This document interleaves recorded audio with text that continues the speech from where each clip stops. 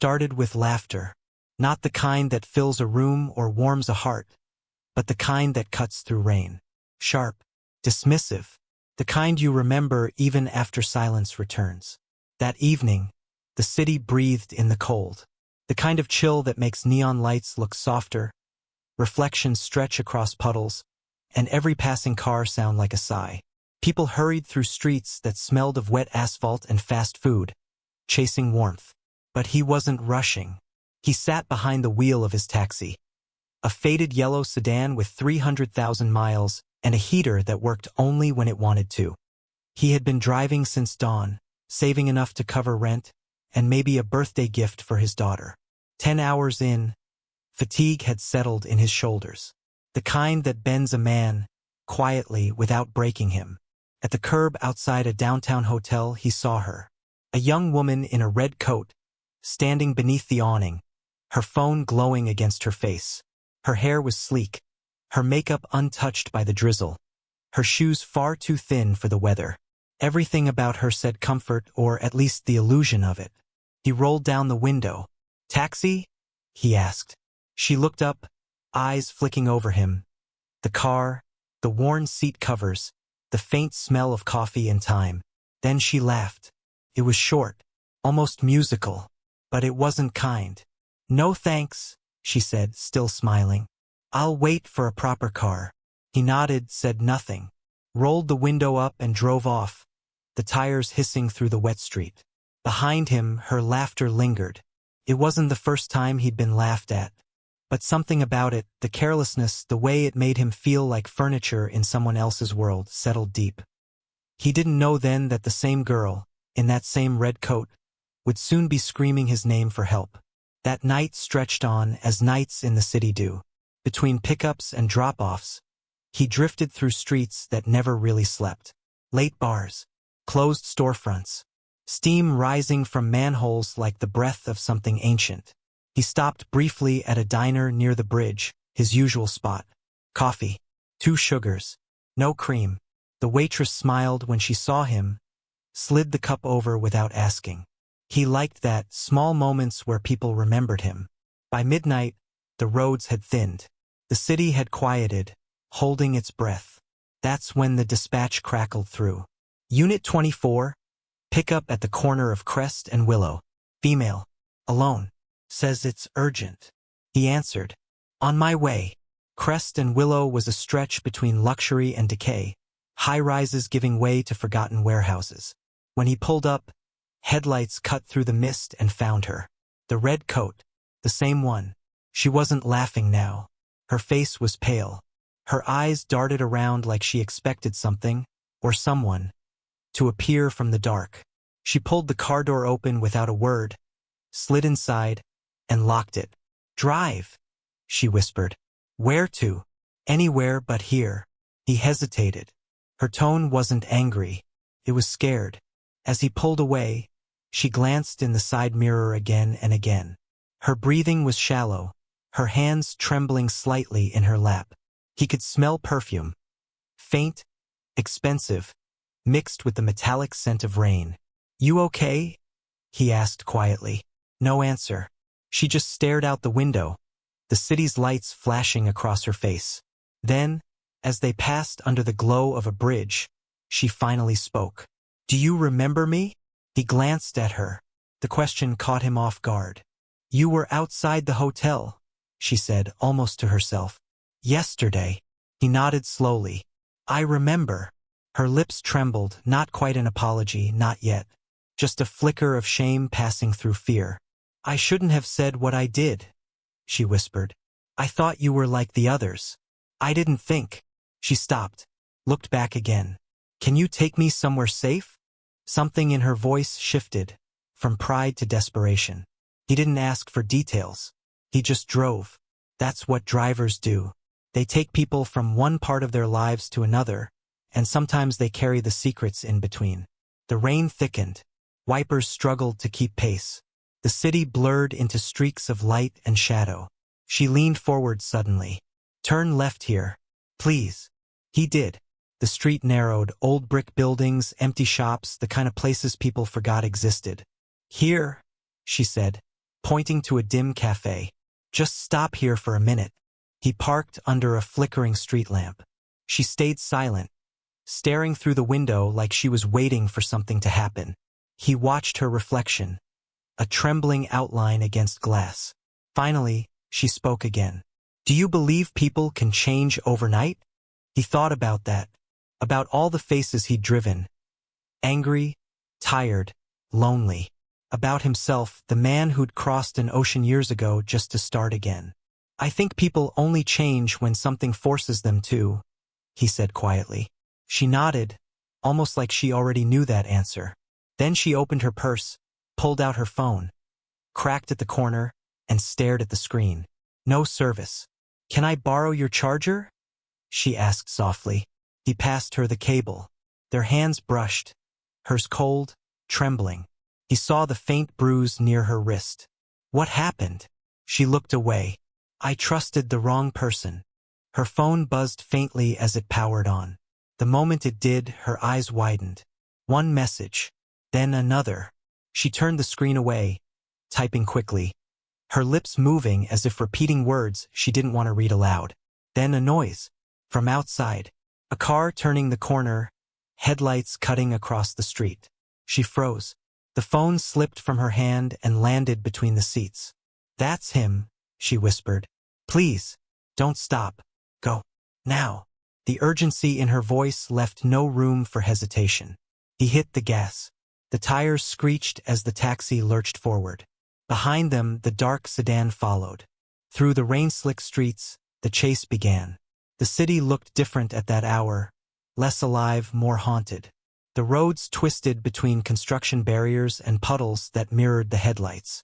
He weaved through alleys, the red tail lights flashing off wet walls. She was breathing fast. He can't find me, she said over and over, voice breaking. Who? No answer. Just a sob caught in her throat.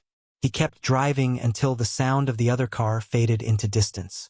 They reached the edge of the river, where old factories stood silent and the skyline glowed faint behind fog. He parked, turned off the headlights. Silence. The only sound was the rain tapping on the roof like nervous fingers. You're safe, he said quietly. She didn't respond, just stared out at the dark water. Her makeup was streaked now, her eyes glassy. I didn't mean to laugh at you, she whispered. I laugh when I'm nervous, when I don't know what to say. But that night, I wasn't laughing at you. I was laughing at myself, because I thought money could protect me. He said nothing. The story was spilling out piece by piece. He said he loved me, she continued. But when I found out what he was doing, the things he was involved in, I tried to leave. He took my phone, locked me in his apartment. I escaped when he passed out. I've been running since morning. Her hands shook. He's not going to stop. The driver looked ahead, thinking, you should go to the police. She nodded faintly, but her eyes said she didn't believe that would save her. He looked down at his own reflection in the windshield. Tired eyes, wet hair. A man who once believed the world was fair if you worked hard enough. Do you trust me? He asked. She hesitated. Then slowly she nodded. He drove her to an old parking lot near a 24-hour convenience store. A place where cameras watched the entrance and where she could call for help. He offered her his phone. She dialed a number, not the police but someone older. Her voice softened. Dad, it's me. Please don't ask. Just send someone to this address. When she hung up, she turned to the driver. Thank you. He shrugged. Just doing my job. But she shook her head. No, you did more than that. For a brief moment their eyes met. Two strangers sharing an unspoken truth, how fragile safety really is. Then a black SUV pulled into the lot. A man in a suit stepped out, scanned the area, and waved for her to come. She exhaled, relief mixing with exhaustion. Before leaving, she turned back. Can I at least know your name? He smiled faintly. Just a driver. And then she was gone. He sat there for a long time after, watching the SUV disappear into the rain. He didn't know if he'd ever see her again. But her words, that nervous laugh turned into apology, stayed with him. When he finally drove home, dawn was beginning to touch the edges of the sky. He parked outside his small apartment, turned off the engine, and sat in silence. On the passenger seat, something glinted faintly. Her phone charger still plugged in. He picked it up, turned it in his hand. The faint smell of her perfume lingered. He placed it in the glove box, meaning to return it someday, not knowing that by the next night, that small forgotten object would become the reason he'd be called again. This time, not as a driver, but as the only one who could save her. Morning came quietly, though the city never really slept. Somewhere beyond the rain-soaked streets, alarms rang, subways groaned, and the world went on pretending nothing had happened. But in the small apartment above a laundromat, the taxi driver sat by the window, staring at the faint fog his breath made against the glass. He hadn't slept. Every time he closed his eyes, he saw her face, pale, trembling, reflected in the mirror of his cab. The red coat, the way her laughter had turned to fear, and that last look before she disappeared into the SUV. He told himself it was over. Just another night. Just another passenger. But something inside him, that quiet voice that never lied, whispered otherwise. He went back to work late that morning, the sky still heavy with clouds. The streets were slick, the air sharp with winter's edge. His first few rides were ordinary. A nurse running late, a student heading to class, a businessman too busy to look up from his phone. But every stoplight reflected fragments of the night before. Every woman in a red coat made his chest tighten. At a gas station, while refueling, he opened his glove compartment to grab his logbook and saw the charger. Still coiled there. Her charger. He picked it up, thumb brushing over the faint lipstick mark near the connector. For a second, he considered throwing it away. Let the memory fade. But he didn't. He placed it back carefully, as if keeping a promise he hadn't made yet. Then he noticed something else. A folded piece of paper wedged beneath the seat. He unfolded it slowly.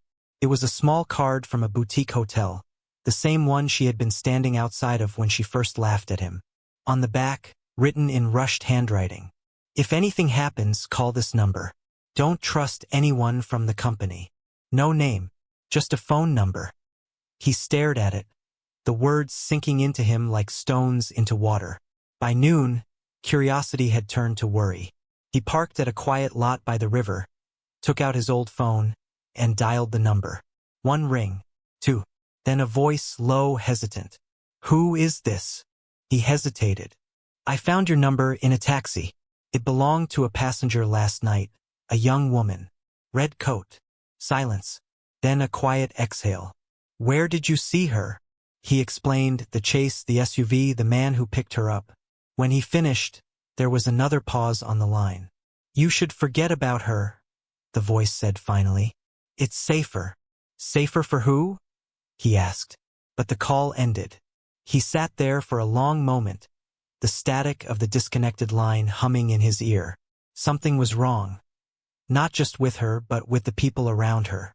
That evening, as dusk spread like ink across the skyline, he drove past the hotel again. The place looked unchanged.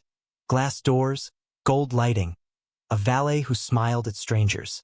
But the moment he pulled up to the curb, he felt eyes on him. Two men in suits stood near the entrance.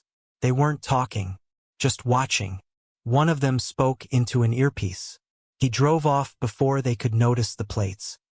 His heart thudded once, twice. A familiar rhythm of danger he hadn't felt since before he came to this city. Years ago, before the cab, before the gray in his beard, he'd been a mechanic in another country. A place where a man could disappear for asking the wrong questions. Maybe that's why this felt so familiar. The sense that truth was a thing better left untouched. But he couldn't let it go. Later that night, as rain began to fall again, he pulled over near the bridge where he'd first stopped for coffee the night before. The same waitress was there, same smile, same tired eyes. "You look like you haven't slept," she said, refilling his cup. He smiled faintly. "Guess I've been driving in circles." She leaned on the counter. "That's what this city does to you. Makes you think you're getting somewhere when you're not." Her words lingered as he stared out the window. Cars passed. Streetlights flickered. In the glass reflection, he saw not just himself, but the man he used to be. Someone who believed every stranger's story was worth listening to. He pulled the folded card from his pocket again, smoothing it flat. The address on the front, the boutique hotel, printed in small gold letters. He decided to go back. Not as a driver this time, but as someone looking for answers. The hotel lobby was warm, filled with the smell of expensive perfume and polished wood. Music hummed softly in the background. No one looked out of place here except him. He approached the front desk. "I dropped a passenger here yesterday," he said calmly. "She might have left something in my car. Red coat. About 25. The clerk hesitated, glancing at a monitor. "I'm sorry, sir. We're not at liberty to discuss our guests." He nodded, expecting that answer. "Could I leave something for her, then?" The clerk smiled politely. "Of course." He reached into his pocket and placed the charger on the counter. But before he could step back, a second employee walked out from the back office. A tall man with an earpiece, the same type as those outside earlier. His eyes scanned the driver's ID on his jacket. "Was she with you long?" the man asked. "Just a few minutes," he said evenly. The man smiled thinly. "If she contacts you again, you should let us know. She's not well." The driver studied his face. The calmness was rehearsed. "I'll remember that." He turned to leave, but as he reached the door, he noticed something. Behind the glass, in the hotel's lounge, a woman in a gray uniform polishing tables. For just a second, her eyes met his, then widened. It was her. He froze. The red coat was gone, replaced by a hotel uniform. Her hair was tied back. She looked thinner, paler, but it was her. Before he could move, she shook her head subtly. A small gesture. "Don't." Then she turned away, pretending not to know him. He stepped outside, heart pounding, and waited by the corner, unsure whether to leave or go back in. Minutes passed. Then, quietly, the side door opened. She stepped out, glancing both ways before hurrying toward him. "You shouldn't have come back," she whispered. "What's going on?" he asked. Her eyes darted toward the street. "They took my father's company. Everything. The people I thought were helping me. They're the ones who did it. I tried to expose them, and now they're watching me. The only reason I'm still here is because they think I can't leave." He frowned. "You're being held here?" "Not locked up. Just managed." Her hands trembled as she spoke. "They said I embarrassed them, that I had to work off the debt of my mistakes. If I talk to anyone, they'll make sure I disappear." He wanted to believe it was paranoia, but the fear in her eyes was real. "What can I do?"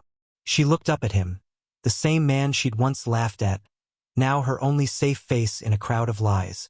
"I need to get out of the city. Tonight." He hesitated. "They'll come after you." "I know. But I'd rather run than live like this." That's when it hit him. The way life turns on moments no one notices. A laugh at a taxi. A forgotten charger. A folded card. He'd spent his whole life avoiding trouble, keeping his head down. But for some reason, this time felt different. Maybe because she reminded him of his daughter, the same age, the same fire. Maybe because he saw in her what he'd once lost. Hope. He nodded slowly. "I'll help you." Her eyes filled, not with tears, but something deeper. Relief mixed with disbelief. "Thank you," she whispered. They agreed to meet at midnight, at a diner near the industrial district. The one place she said was off their radar. She'd slip out during her shift break. He'd wait outside. The hours between felt endless. He drove aimlessly through the city, every shadow looking like a threat. He kept checking the rearview mirror, half expecting to see that black sedan again. As midnight neared, the rain returned, soft, steady, relentless. He parked near the diner, headlights off, and watched the entrance. Minutes passed. Then movement, her figure emerging from the alley, clutching a small bag. She was running. But behind her, another figure appeared, one of the men from the hotel. She saw the taxi, sprinted the last few steps, and yanked the door open. "Go!" He did. Tires screeched. The city blurred again. Through the mirror, he saw the man pull out a phone, speaking rapidly. watching them vanish into the storm. They drove for nearly an hour, following roads that wound through industrial sprawl and empty lots. She didn't speak, just stared out the window, shaking. Finally, when they reached the old highway that led out of the city, she exhaled. "Do you ever feel," she said softly, "like your life isn't yours anymore?" He thought of all the miles he'd driven, all the faces he'd forgotten. "Every day," he said. For the first time, she smiled. Faint, tired, but real. Then she handed him a small envelope. "This is why they're after me." Inside were photocopies, documents, bank transfers, signed approvals, corporate money being funneled offshore. Her father's signature forged beneath. "They're laundering millions through shell companies," she said. "When I found out, I confronted one of them. The next day, my access was revoked, and I was told to disappear." He glanced at the papers. "This could destroy them. That's why they'll do anything to get it back." The rain had eased. The city lights behind them grew smaller, fading into darkness. He knew helping her meant trouble, maybe even losing the little he had. But as she sat beside him, eyes closed, resting for the first time, he realized something. This was the first time in years he'd felt like he was doing something that mattered. He looked at her reflection in the glass, no longer the girl who had laughed at him, just a person, fragile and brave, trying to start over. He tightened his grip on the wheel. "We'll get you out," he said quietly. "Whatever it takes." She smiled faintly, half asleep. "I knew you'd say that." By the time they reached the city's edge, dawn was just a whisper on the horizon. The highway stretched ahead, empty, endless. He didn't know where they were going yet. But for the first time, both of them were moving toward something that felt like freedom. And yet, behind them, in the shadows of that glittering skyline, engines were already starting. The highway looked endless under the pale morning sky. A silver line stretched ahead, bordered by fields still wet from the night's rain. For the first time in hours, the city was gone, replaced by the silence of open land. He kept driving, his hands steady on the wheel. She was asleep beside him, head against the window, red coat draped over her like a blanket. Outside, the world seemed calm again. But inside the cab, the tension hadn't left. It just changed shape, no longer panic, but the heavy knowing that nothing would ever be the same. He pulled into a rest stop near the hills, where the asphalt turned to gravel and birds began their morning chatter. The air smelled of pine and coffee from a vending machine that had seen better days. When she woke, the light had softened. She blinked, dazed, then remembered where she was. "Are we far enough?" she asked. "For now," he said. "You hungry?" She nodded faintly. He handed her a sandwich he'd picked up earlier. She took it with both hands, whispering, "Thank you." They ate in silence. A strange peace hung between them. Two people from different worlds, bound by coincidence and fear, now sharing bread at the edge of nowhere. After a while, she spoke again. "Do you ever think about the people you drive? The stories they carry?" He smiled. "Every one of them leaves something behind. Sometimes a tip, sometimes silence. Sometimes a charger." She laughed softly, the first time since that night. It wasn't cruel this time. It was warm, human. "I was awful that first night," she said quietly. "I keep replaying it in my head. I thought I was so clever. You must have hated me." He shook his head. "No. I just saw someone who hadn't learned yet that life humbles us all eventually." Her eyes glistened, not from tears, but from the kind of reflection that comes when you finally face yourself. By late morning, they reached a small town tucked between the hills. Quiet streets, wooden signs, people who looked up when cars passed because not many did. He parked near a diner, the kind that smelled of maple syrup and strong coffee. Inside, she changed into a sweater and jeans from her bag, trying to look like anyone else. He sat by the window, sipping coffee and watching the road. "You have family here?" she asked. He nodded toward a faded photo in his wallet. A little girl, maybe 8, smiling with missing teeth. "My daughter. She's with her mother up north. I send money when I can." She smiled softly. "She's lucky to have you." He didn't answer. Just looked down at the photo again. I used to think driving was just a job, but lately, it feels like a way to keep people safe, even if they don't know it. Outside, the wind picked up. A truck passed on the highway, carrying crates of produce. The radio by the counter murmured news. A corporate investigation unfolding downtown. Rumors of executives questioned by police. He listened quietly, catching fragments. Fraud, whistleblower leak. Ongoing inquiry.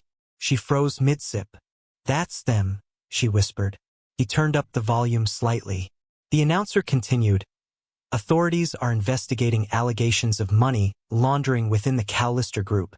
An internal source is believed to have exposed key documents. Identity withheld for safety reasons. Her eyes widened. Someone leaked the files. He frowned. You didn't send them? She shook her head. No, I didn't even have a chance. Then someone else inside must have. For a moment, she stared out the window, stunned. The weight of months, fear, guilt, running, began to loosen its grip. What happens now? He asked. She exhaled. If they're exposed, I can stop hiding. But it's not over yet. They spent the afternoon at a small motel outside town. She rested while he sat outside on a bench, watching clouds drift across the sky. Every car that passed made him tense, expecting black-tinted windows. But none came. By evening, the rain returned, soft and slow. He stood beneath the awning, eyes tracing the raindrops sliding off the roof. They looked like strings of light in the fading dusk. She stepped out beside him, wrapping the red coat around her shoulders again. Looks like the city followed us, she said. He smiled faintly. Rain follows everyone eventually. They stood there a long time, listening to it fall. Later that night, she received a message on a new phone. A single text from an unknown number. You did the right thing. It's over. Stay safe. No name, no details, but enough to know that someone, maybe her father, maybe an ally, had finished what she started. She showed it to him, relief in her eyes. Maybe we made it. He nodded. Then what will you do now? She looked down at her hands. Start over. Maybe somewhere quiet. I want to work for something real this time. Something that helps people. He studied her face. The same girl who once stood under city lights, laughing at a stranger. She looked older now. Not in years, but in truth. I don't think you need to run anymore, he said softly. She smiled. I don't think I do either. Before dawn, they packed up to leave. He offered to drive her to the nearest train station. She agreed. The ride was quiet, peaceful. The road curved along a river that glimmered with early light. Birds lifted off the water, wings catching gold from the rising sun. When they reached the station, she turned to him. You should come with me. There's work where I'm going, honest work. He shook his head gently. My place is here. People still need rides. She laughed softly, but her eyes misted. You saved my life. He paused. No, you saved your own. I just gave you the road to do it. She reached out, touched his hand. A brief human connection that said more than words ever could. Will I see you again? She asked. He smiled faintly. The world's smaller than it looks. Then she stepped out, red coat trailing in the wind. She turned once, waved, and disappeared into the crowd. He watched the train pull away until it was a speck against the hills. Then he drove back toward the city. The highway stretched before him, empty, infinite. He felt lighter somehow, though he couldn't say why. Maybe because he'd done something that mattered. Maybe because, for once, he didn't feel invisible. Weeks passed. The news kept unraveling the story.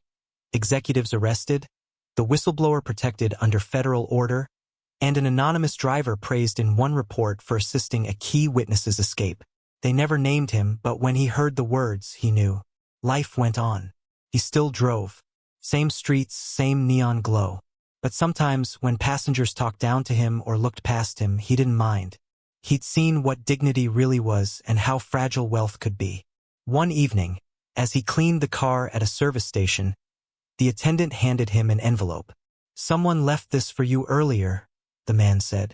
Inside was a postcard. A seaside town. On the back, a short message. Made it.